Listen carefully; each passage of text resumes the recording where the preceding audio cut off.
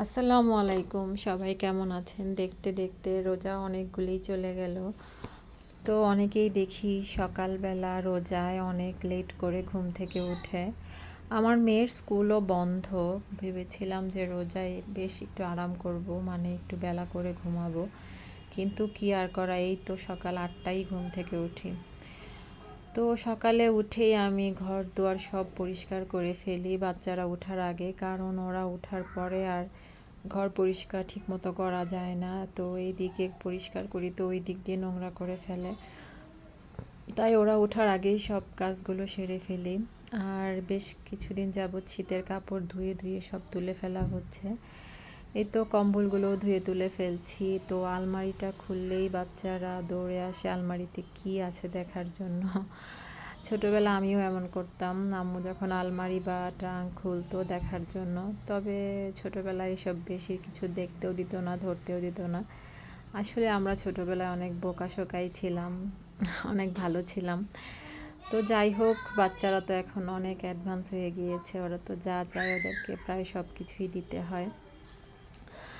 তো এখানে ঘরদোর সব পরিষ্কার করে এখানে রান্না করতে চলে এসেছি। যেহেতু প্রতিদিন ঘর পরিষ্কার করলেও দেখা যায় যে কোনো একটা টেবিল বা ফার্নিচার সরালে চিপা থেকে অনেক ময়লা বের হয়ে আসে, তো সেগুলোও আজকে পরিষ্কার করে নিলাম।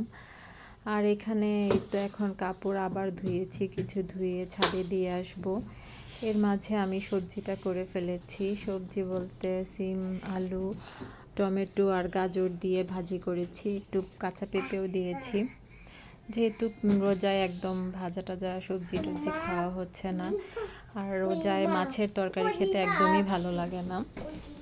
তো তাই আজকে ভাবছি মাছ শুকনা করে ভাজা করব পেঁয়াজ দিয়ে। তো এখানে মাছ ভাজা করে নিচ্ছি। আর এই তো ডাল ছিল, ফ্রিজের মাংস ছিল। আসলে তেমন কিছু আজকে রান্না করব না। এখানে মাছটা ভাজা করে আমি আবার আরিশাকে নিয়ে ওকে আরবি পড়তে নিয়ে যাচ্ছি। ওর দুপুরবেলা আরবি পড়তে যায়। তো আসলে রোজা রেখে 5তলা থেকে ওঠানামা করতে বেশ কষ্টই হয়। তো বাসায় এসে এখানে আবার আরিশার আব্বু ফোন করে বলল, সে বেশ কিছুদিন ধরেই বলছে সে পরোটা খাবে ইফতারিতে। আমি বুঝি না ইফতারিতে মানুষ কিভাবে পরোটা খায়। তো যাই হোক, সে যেহেতু বলেছে আজকে আমি ইফতার বানাবো না, গতকালের কিছু ইফতার ছিল সেগুলো গরম করে আর এখানে পরোটা বানাবো। তো পরোটা বানানো শেষ করে এখানে আবার আমি ছাদে গিয়েছিলাম আরিশাকে নিয়ে কাপড়গুলি আনার জন্য। তো আনার পরে এখন পরোটাগুলি ভেজে নিচ্ছি আর সাথে ডিম ভাজা করব।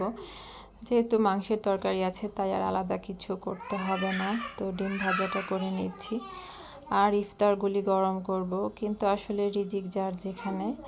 তো আরিশার আব্বু এসে বলছে সে তার বন্ধুর সাথে আজকে ইফতার করবে। তো আমি বললাম যেখানেই করো এগুলো সব নিয়ে যাও, কারণ আমি এগুলো কিছুই খাবো না। আমি আজকে আমার ইচ্ছা করছে আমি ভাত দিয়ে ইফতার করব।